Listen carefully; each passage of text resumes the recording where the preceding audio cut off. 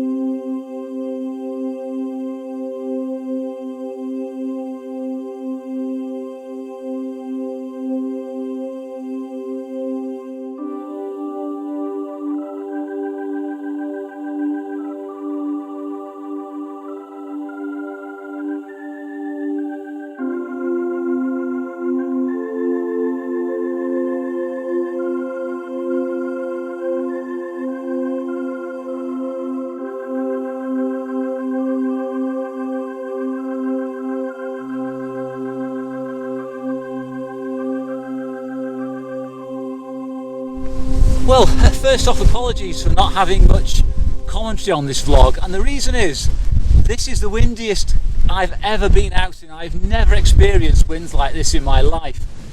I've just lost the GoPro which I'm recording this on, and it's taken me 20 minutes backtracking through all the rocks on the mountain to find it. Very lucky I found it. It actually became detached and I didn't even hear it fall. I'm really struggling. I found some rocks to give me some shelter, and I'm a bit concerned because there's a very exposed part coming up. Anyway,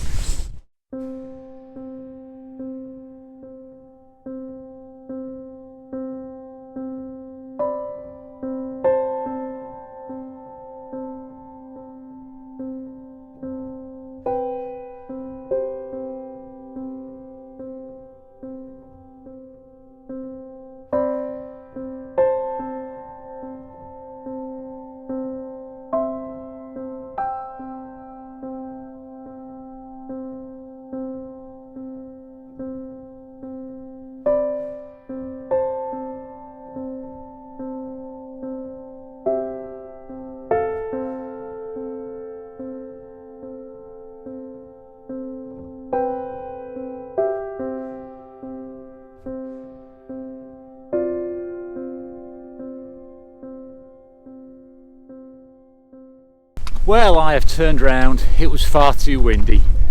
Wasn't much fun, and I had a big slog up a mountain into the teeth of that gale, so I've headed back down, really, to be honest. Pity, because there were some nice shots from up there, but it's just too windy. Not much fun at all, so heading back the way I've come. But the good thing about that, I'm going to get some different angles and different lights, so still keen to keep shooting. And I've just got the 20mm now. I've put the rest away. I'm finding it far better with this wide angle. Absolutely loving it today.